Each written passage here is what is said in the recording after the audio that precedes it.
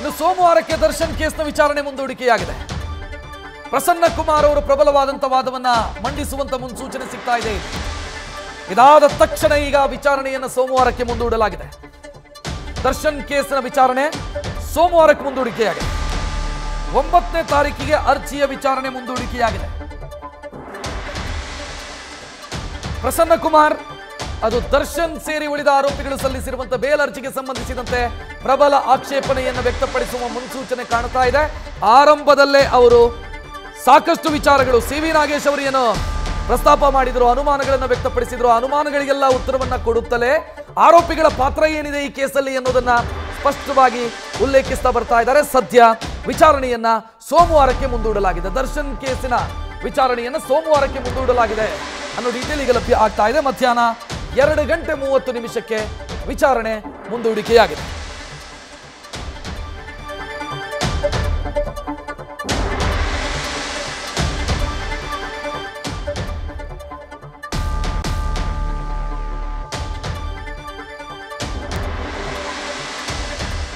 ದರ್ಶನ್ ಕೇಸ್ನ ವಿಚಾರಣೆ ಸೋಮವಾರಕ್ಕೆ ಮುಂದೂಡಿಕೆಯಾಗಿದೆ. ರೆಗ್ಯುಲರ್ ಬೇಲ್ ಅನ್ನು ಬಯಸಿ ದರ್ಶನ್ ಏನು ಕೋರ್ಟ್ ಮೆಟ್ಟಿಲು ಹತ್ತಿದ್ದಾರೆ. ಸೆಷನ್ ಕೋರ್ಟ್ ಅಲ್ಲಿ ಅವರಿಗೆ ಹಿನ್ನಡೆಯಾಯಿತು. ಅದನ್ನ ಹೈಕೋರ್ಟ್ ಅಲ್ಲಿ ಈಗ ಪ್ರಶ್ನೆ ಮಾಡಿದ್ದಾರೆ ಅಥವಾ ಹೈಕೋರ್ಟ್ ಅಲ್ಲಿ ಬೇಲ್ ಕೇಳಿದ್ದಾರೆ, ವಿನಂತಿ ಮಾಡಿದ್ದಾರೆ. ಆ ಕೇಸಿಗೆ ಸಂಬಂಧಿಸಿದಂತೆ ಇವತ್ತು ಪ್ರಸನ್ನ ಕುಮಾರ್ ಆಕ್ಷೇಪವನ್ನು ಸಲ್ಲಿಸಿದ್ರು. ಆರಂಭದಲ್ಲೇ ಅವರದು ಸ್ಪಷ್ಟವಾದಂತ ಆಕ್ಷೇಪಣೆ ಇದ್ದಿದ್ದು ಮಧ್ಯಂತರ ಜಾಮೀನು ಪಡ್ಕೊಂಡ ವಿಚಾರ. ಮಧ್ಯಂತರ ಜಾಮೀನು ಏನು ಮಂಜೂರಾಗಿದೆ, ಅದು ಅನುಕಂಪದ ಕಾರಣಕ್ಕಾಗಿ ಕೊಟ್ಟಿರೋದು, ಆರೋಪಿಯ ಆರೋಗ್ಯದ ಸ್ಥಿತಿಯನ್ನು ಪರಿಗಣಿಸಿ ಕೊಟ್ಟಿರೋದು.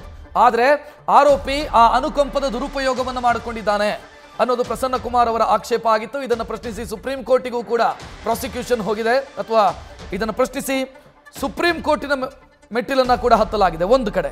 ಮತ್ತೊಂದು ಕಡೆ ಈ ರೆಗ್ಯುಲರ್ ಬೇಲಿಗೆ ಸಂಬಂಧಿಸಿದಂತೆಯೂ ಕೂಡ ಸಿ.ವಿ. ನಾಗೇಶ್ ಅವರು ವ್ಯಕ್ತಪಡಿಸಿರುವಂತಹ ಅನುಮಾನಗಳು, ಆಕ್ಷೇಪಗಳು ಇದೆಲ್ಲದಕ್ಕೂ ಕೂಡ ಉತ್ತರ ಕೊಡುತ್ತಾ ಬರ್ತಾ ಇದ್ದಾರೆ ಪ್ರಸನ್ನ ಕುಮಾರ್.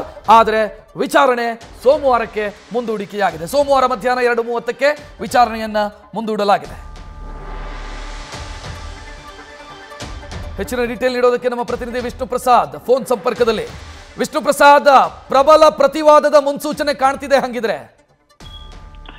ಖಂಡಿತ ರಕ್ಷತ್, ಈ ಒಂದು ಪ್ರಕರಣದಲ್ಲಿ ನೋಡ್ತಾ ಹೋದಂತಹ ಸಂದರ್ಭದಲ್ಲಿ ನಿನ್ನೆ ತನಕ ಇದ್ದಿದ್ದೇನಂತಂದ್ರೆ ಪೊಲೀಸ್ ಅಧಿಕಾರಿಗಳು ತನಿಖೆಯಲ್ಲಿದ್ದಂತಹ ಲೋಪಗಳನ್ನ ಹೈಲೈಟ್ ಮಾಡುವಂತಹ ಕೆಲಸವನ್ನ ಪ್ರತಿವಾದಿಗಳು ಅಂದ್ರೆ ಅರ್ಜಿದಾರ ಪರ ವಕೀಲರಾಗಿರುವಂತಹ ಸಿ.ವಿ. ನಾಗೇಶ್ ಇರ್ಬೋದು, ಮತ್ತೆ ಅರುಣ್ ಶಾಮ್ ಅವರು ಇರ್ಬೋದು, ಮತ್ತೆ ಸಂದೇಶ್ ಚೌಟ ಅವರು ಮಾಡುವಂತಹ ಕೆಲಸವನ್ನು ಮಾಡಿದ್ರು. ಅಂದ್ರೆ ಇಲ್ಲಿ ಒಂದ್ ಕಡೆ ಗ್ರೌಂಡ್ಸ್ ಆಫ್ ಅರೆಸ್ಟ್ ಅನ್ನೋ ಪಾಯಿಂಟ್ ಅನ್ನು ಉಲ್ಲೇಖವನ್ನು ಮಾಡಿದ್ರು. ಜೊತೆಗೆ ಪೊಲೀಸರು ಸಾಕ್ಷಿಗಳನ್ನ ಪ್ಲಾಂಟ್ ಮಾಡಿದ್ರೆ ಅನ್ನೋ ಒಂದು ಅಲಿಗೇಷನ್ ಮಾಡಿದ್ರು. ಅದೆಲ್ಲದಕ್ಕೂ ಕೂಡ ಇವತ್ತು ನಡೆದಿದ್ದು ಒಂದು ಚಿಕ್ಕದಾದಂತಹ ವಾದ ನಡೆದ್ರು ಕೂಡ ಅಷ್ಟರಲ್ಲೇ ಸುಮಾರು ಅಂಶಗಳನ್ನ ಪ್ರಸನ್ನ ಕುಮಾರ್ ಅವರು ಈಗ ಕೋರ್ಟ್ ಗಮನಕ್ಕೆ ತರುವಂತಹ ಕೆಲಸವನ್ನು ಮಾಡಿದ್ರು. ಅದರಲ್ಲೂ ಪ್ರಮುಖವಾಗಿ ರೇಣುಕಾಸ್ವಾಮಿ ಮೆಸೇಜ್ ಮಾಡಿದ್ರು. ಅಂದ್ರೆ ಕೇಸ್ ಹಿನ್ನೆಲೆ ಏನು, ಯಾವ ಉದ್ದೇಶಕ್ಕೋಸ್ಕರ ಕೇಸ್ ಶುರುವಾಯಿತು, ಮತ್ತೆ ಜೊತೆಗೆ ಕಿಡ್ನಾಪ್ ಮಾಡುವಂತಹ ಹಿನ್ನೆಲೆ ಹೊಂದಿದ್ದಂತಹ ಅಂಶಗಳೇನು, ಮತ್ತೆ ಅವರಿಗೆ ಆತನ ಬೆಂಗಳೂರಿಗೆ ಕರೆಸುವಂತಹ ಉದ್ದೇಶ ಏನಿತ್ತು ಅದನ್ನು ಕೂಡ ಕೋರ್ಟ್ ಗಮನಕ್ಕೆ ಸ್ಪಷ್ಟವಾಗಿ ತರುವಂತ ಕೆಲಸವನ್ನು ಮಾಡಿದ್ರು. ಪವನ್ ಹೇಳಿದಿರ್ಬೋದು, ಜೊತೆಗೆ ಪವಿತ್ರಗೌಡ ಅವರು ಬ್ಲಾಕ್ ಮಾಡದಲ್ಲೇ ವಿನಾಕಾರಣವಾಗಿ ಅವ್ರ ಜೊತೆ ಚಾಟ್ ಮುಂದುವರಿಸಿರ್ಬೋದು, ಮತ್ತೆ ಆತನ ಉದ್ದೇಶಪೂರ್ವಕವಾಗಿ ಬೆಂಗಳೂರಿಗೆ ಕರೆಸುವಂತಹ ಕಾರಣಕ್ಕೋಸ್ಕರನೇ ಕಂಟಿನ್ಯೂಷನ್ ಆಫ್ ಚಾಟ್ ಮಾಡಿದಿರ್ಬೋದು.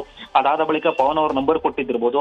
ಅದಾದ ಬಳಿಕ ಪವನ್ ಅವರು ಆತನ ಜೊತೆ ಚಾಟ್ ಮಾಡಿ ಎಲ್ಲಿದ್ದಾರೆ ಅಂತ ತಿಳ್ಕೊಂಡು ರಘು ಅವರಿಗೆ ಇನ್ಫಾರ್ಮೇಶನ್ ಕೊಟ್ಟು ಆತನ ಬೆಂಗಳೂರಿಗೆ ಕರೆತರುವಂತಹ ವಿಚಾರ ಇರ್ಬೋದು. ಇಷ್ಟೆಲ್ಲ ಆದಂತಹ ಬಳಿಕ ಪ್ರದೋಷ್ ನನ್ನ ಪಾತ್ರವೇ ಇಲ್ಲ ಅನ್ನೋ ಒಂದು ಅಲಿಗೇಷನ್ ಅನ್ನ ಪ್ರದೋಷ್ ಪರ ಆಗಿರುವಂತಹ ದೇವಕರ್ ಮಾಡಿದ್ರು. ಆದ್ರೆ ಅದಕ್ಕೆ ಉತ್ತರ ಕೊಡುವಂತಹ ಸಂದರ್ಭದಲ್ಲಿ ಪ್ರದೋಷ್ ಅವರು ಸಂಪೂರ್ಣವಾಗಿ ಪ್ರಕರಣದಲ್ಲಿ ನೇರವಾಗಿ ಇನ್ವಾಲ್ವ್ ಆಗಿದ್ದಾರೆ ಅನ್ನೋದಕ್ಕೆ ಸ್ಪಷ್ಟವಾದಂತಹ ಕೆಲವೊಂದಷ್ಟು ಅಂಶಗಳನ್ನು ಉಲ್ಲೇಖ ಮಾಡಿದ್ರು. ಕೃತ್ಯ ನಡೆದಂತಹ ದಿನ ಇರ್ಬೋದು, ಜೊತೆಗೆ ಅವರು PSI ವಿನಯ್ ಜೊತೆ ಮಾತನಾಡುವಂತಹ ಉದ್ದೇಶ, ಮತ್ತೆ ಯಾವ ಉದ್ದೇಶದಿಂದ ಅವ್ರ ಜೊತೆ ಮಾತುಕತೆ ನಡೆಸಿದ್ರು, ಅವರಿಗೆ ಕೊಟ್ಟಂತ ಇನ್ಫಾರ್ಮೇಶನ್ ಯಾವ ರೀತಿ ಇತ್ತು, ಮತ್ತೆ ಅವರಿಂದ ಯಾವ ರೀತಿ ಇನ್ಫಾರ್ಮೇಶನ್ ಪಡ್ಕೊಳ್ಳುವಂತಹ ಕೆಲಸವನ್ನು ಮಾಡಿದ್ರು.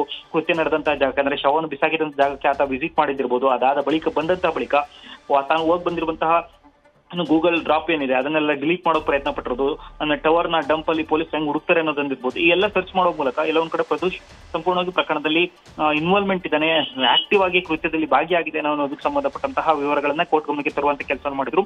ಮತ್ತೆ ಸಮಯಾವಕಾಶಕ್ಕೆ ವಿಚಾರಕ್ಕೆ ಸಂಬಂಧಪಟ್ಟಂತೆ ಬೇರೆ ಕೇಸ್ಗಳಿರುವಂತಹ ಕಾರಣಕ್ಕೋಸ್ಕರ ಈ ಅರ್ಜಿ ವಿಚಾರಣೆ ಈಗ ಸೋಮವಾರಕ್ಕೆ ಮುಂದೂಡಿಕೆ ಮಾಡುವಂತ ಕೆಲಸವನ್ನ ನ್ಯಾಯಾಧೀಶರಾಗಿರುವಂತಹ ವಿಶ್ವಜಿತ್ ಶೆಟ್ಟಿ ಅವರು ಮಾಡಿದ್ದಾರೆ. ಸೋಮವಾರ ಪ್ರತಿಯೊಬ್ಬ ಆರೋಪಿಯ ಪಾತ್ರ ಏನಿದೆ, ಮತ್ತೆ ಅವ್ರು ಯಾವ ರೀತಿ ಇನ್ವಾಲ್ವ್ ಆಗಿದ್ರು, ಮತ್ತೆ ಅವರ ಅರ್ಜಿದಾರ ಪರ ವಕೀಲರು ಯಾವೆಲ್ಲ ರೀತಿ ಅವರ ಅಕ್ಯೂಸ್ಗಳು ಕಾಯ್ದೆ ಭಾಗಿಯಾಗಿಲ್ಲ ಅಂತ ಏನು ವಾದ ಮಾಡಿದ್ರು, ಅದೆಲ್ಲದಕ್ಕೂ ಕೂಡ ಪಾಯಿಂಟ್ ಟು ಪಾಯಿಂಟ್ ಉತ್ತರವನ್ನು ಕೊಡೋದಕ್ಕೆ ಈಗ ಪ್ರಸನ್ನ ಕುಮಾರ್ ಸಿದ್ಧರಿದ್ದಾರೆ ಅನ್ನುವಂಥದ್ದು ಇವತ್ತಿನ ವಾದದಲ್ಲಿ ಸ್ಪಷ್ಟವಾಗಿ ಕಂಡು ಬರ್ತಿರುವಂತದ್ದು. ರಕ್ಷಿತ್, ಥ್ಯಾಂಕ್ ಯು ವಿಷ್ಣು ಪ್ರಸಾದ್ ಮಾಹಿತಿಗೆ.